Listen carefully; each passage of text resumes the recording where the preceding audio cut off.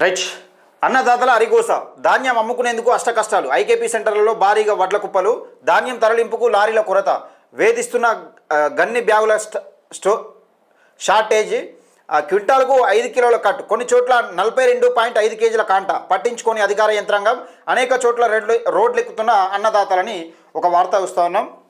ఇది ఒక నియోజకవర్గం కాదు, అన్ని నియోజకవర్గాలలో ఏం చేస్తూ ఉన్నారంటే తెలివిగా ఇప్పుడు ఈ మిల్లర్లను కంట్రోల్ చేయలేకపోతుంది రేవంత్ రెడ్డి సర్కారు. ఎందుకు కంట్రోల్ చేయలేకపోతుంది? మరి అసలు ఇక్కడ లోపం పోతుందంటే ఇప్పుడు ఏదైతే ఈ జీపీఎస్ ట్రాకింగ్ సిస్టమ్ అనేది తీసుకొచ్చి కేంద్ర ప్రభుత్వం తీసుకొచ్చిందని లేటుగా చెప్పడంలో విఫలమైపోయింది కాంగ్రెస్ ప్రభుత్వం.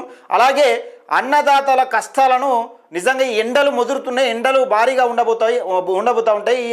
ఈ అసలు 5వ నెల 31 తారీఖు దాకా బయటకు వెళ్ళొద్దని చెప్పినా కానీ మరి ఈ అంతలోపు ఈ అన్నదాతలు ఏదైతే పండించిన పంటను వెంటనే కొనుగోలు చేయాలనే నేపథ్యంలో సరే ఇప్పటికీ కొంచెం ఫాస్ట్ అయినప్పటికీ కానీ లేట్ అయింది. దాదాపుగా 20 రోజులు లేట్ అయిన నేపథ్యంలో అన్నదాతలు అవస్థలు పడుతూ ఉన్నారు. నిజంగా రోడ్లెక్కి ధర్నాలు చేస్తూ ఉన్నారు.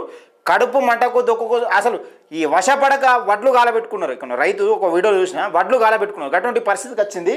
అయితే చాలా ఇప్పుడు ఎంత వేగవంతమైనప్పటికీ కూడా సరిపోతలేదు. మరి లారీలు అన్నీ ఒక్కసారి వచ్చి మీద పడితే ఎక్కించడం మిల్లర్లకు కూడా అవకాశాలు అయిపోయినాయి. ఇక్కడ విషయం ఏంటంటే 42 కిలోల జోకాలంటే ఏం చెప్తున్నారు మిల్లర్లు అంటే 42 కిలోలు జోకి 39 కిలోలు కట్ చేస్తున్నారు. అంటే 3 కిలోలు ఒక బ్యాగుకు 3 కిలోలు తీసుకుంటున్న నేపథ్యం చూస్తూ ఉన్నాం. భారీగా నష్టపోతూ ఉన్నారు. అది తెలంగాణలో అన్నదాతల అరిగోసలు పడుతున్నారు. పుట్టడి దుఃఖంలో తౌసు ఎల్లదీస్తున్నారు. తాను 6 కాలం కష్టపడి పండించిన పంటను అమ్ముకునేందుకు నానా తిప్పలు పడాల్సి వస్తుంది.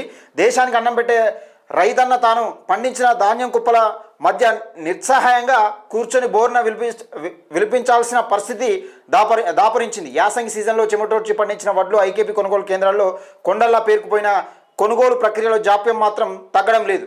రోజుల తరబడి కేంద్రాల వద్ద ఐకేపీ కేంద్రాల వద్ద కాపలు కాస్తున్న రైతులు నిద్రలేని రాత్రులు గడుపుతున్నారు. ఇది 100% వాస్తవం. ఒకసారి 2వ పేజీలో చదువుకునే ప్రయత్నం చేద్దాం.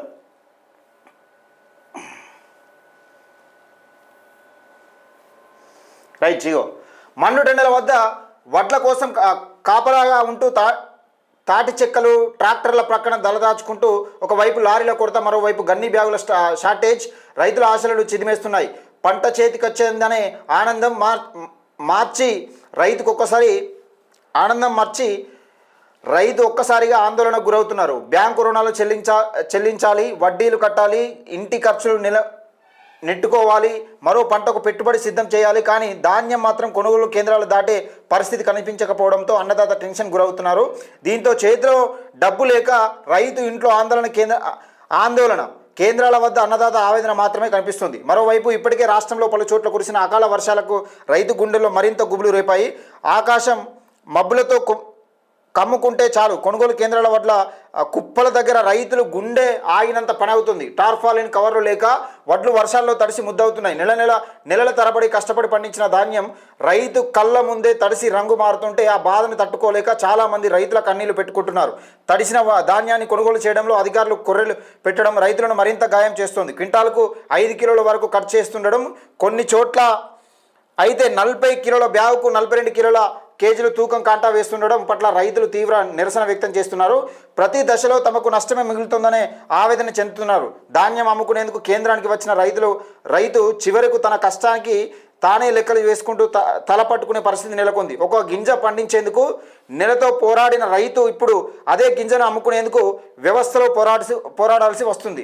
ధాన్యం కొనుగోలు కేంద్రాల వద్ద కనిపిస్తున్న దృశ్యాలు ఇప్పుడు గ్రామీణ సంక్షోభానికి నిలవెత్తు అద్దంగా మారాయి. వడ్ల కుప్పల మధ్య ఆకలితో ఆందోళనతో కూర్చున్న రైతు ముఖాల్లో నిరాశ స్పష్టంగా కనిపిస్తోంది. ప్రభుత్వం చెప్పిన హామీలు కాగితాలకే పరిమితం అయిపోగా క్షేత్రస్థాయిలో రైతు మాత్రం పూర్తిగా ఒంటరివారైపోయాడు.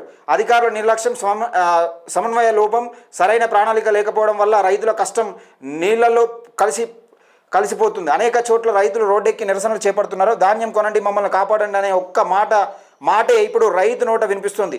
పంట పండించే వరకు ప్రకృతితో యుద్ధం చేసిన రైతు అమ్ముకునే దశలో ప్రభుత్వ వ్యవస్థతో పోరాడాల్సి రావడం దారుణంగా మారింది. కడుపు నిండా అన్నం పెట్టే రైతు తన కష్టాన్ని విలువదక్కక కొనుగోలు కేంద్రం వద్ద నిస్సహాయంగా కూర్చోవలసిన పరిస్థితి రావడం చాలా బాధాకరమని ఈ ఒక వార్తని చూస్తున్నాం. అయితే ఇక్కడ విషయం ఏంటంటే ఒక్క కేంద్రంలో కాదు, తెలంగాణ రాష్ట్ర వ్యాప్తంగా అన్ని కొన్ని జిల్లాల్లో అయితే కొన్ని నియోజకవర్గాల్లో అయితే పురాగా అధ్వానంగా ఉన్నది. ఎందుకు అధ్వానంగా ఉన్నది అంటే మరీ దారుణమైన పరిస్థితి ఉన్నది. అసలు 42 కిలోలు జోకాలంటే 42 కిలోలు జోకి మరి 39 కిలోలు కట్ చేస్తున్నారు, 39 కిలోలు కట్టిస్తున్నారు. కామన్ కింద తీసుకుంటున్నారు. 3 కిలోలు ఒక బ్యాగ్, 40 కిలోల బ్యాగ్ 3 కిలోలు తీసుకుంటున్నారంటే ఎంత దౌర్భాగ్యమైన పరిస్థితి. మిల్లులను కంట్రోల్ చేయడంలో కాంగ్రెస్ ప్రభుత్వం విఫలమైంది. 100% ఇది చెప్పుకోవచ్చు. సరే, కేంద్ర ప్రభుత్వం తీసుకొచ్చిన జీపీఎస్ ట్రాకింగ్ సిస్టమ్ను తీసుకురావడంలో లేట్ అయిందని చెప్పుకోవడంలో అట్లా ఫెయిల్ అయిపోయింది. అంటే కేంద్ర ప్రభుత్వం నిర్లక్ష్యం వల్లనే ఇట్లా లేట్ అయిపోయింది. దాదాపు 20 రోజులు లేట్ అయిపోయింది. కేంద్ర ప్రభుత్వం జీపీఎస్ సిస్టాన్ని తీసుకురాక ఒకవేళ నిజంగా ముందే ప్రారంభిస్తే ఈ ఇబ్బందులు రాకపోవు, రైతన్నలు ఆ కష్టాలు పడపోవు. ఈ ఎండలకు అరిగోసలు పడుతున్న నేపథ్యం చూస్తూ ఉన్నాం. ఏదేమైనప్పటికీ అసలు ఈ ఏసంగి అంటే మరి అయిపోయింది, కానీ వర్షాకాలం నాటికన్నా జీపీఎస్ సిస్టమ్ తీసుకొస్తారా, ఏ విధమైన సిస్టమ్ తీసుకొచ్చి రైతుల బతుకులు మారుస్తారని అర్థం కాని పరిస్థితి. కానీ సరే, అప్పటికన్నా వర్షాకాలం నాటికన్నా ఇటువంటి ఇబ్బందులు పడకుండా, రైతులు కష్టాలు పడకుండా కొన్ని కేంద్రాలలో ఏం జరిగిందంటే అమ్ముకోలేక అట్లనే ఆపేసి ఉంటుండని అన్నట్టు. నాకు ఉంటే ఉండని, పోతే పోని, లేకపోతే లేదు. ఈ కటింగ్ ఏంది, ఇంత దారుణమైన పరిస్థితి ఏందని కొన్ని కేంద్రాలలో అట్నే ఆపిన పరిస్థితి ఉన్నది. కాంగ్రెస్ ప్రభుత్వం ఇలా 100% విఫలమైపోయిందని చెప్పుకోవచ్చు. స్థానిక ఎమ్మెల్యేలు ఎప్పటికీ ఎంబడి ఉండి జోకిచ్చినా కానీ కొన్ని సెంటర్లలో తీరని లారీల కొరత, ఇవన్నీ కొరతలు ఏర్పడ్డాయి. ఇది తెలంగాణ రాష్ట్ర వ్యాప్తంగా జరుగుతున్నది. మరి రేవంత్ సర్కార్ ఇందులో ముందుకు పోతుందా, లేకపోతే ప్రతిపక్షానికి అవకాశం ఇస్తుందా అన్నది చూడాల్సిన అంశం. దయచేసి వీడియోని ఎక్కువ మందికి షేర్ చేసే ప్రయత్నం చేయండి. మీ అభిప్రాయాన్ని కింద కామెంట్ సెక్షన్లో తెలియజేయండి.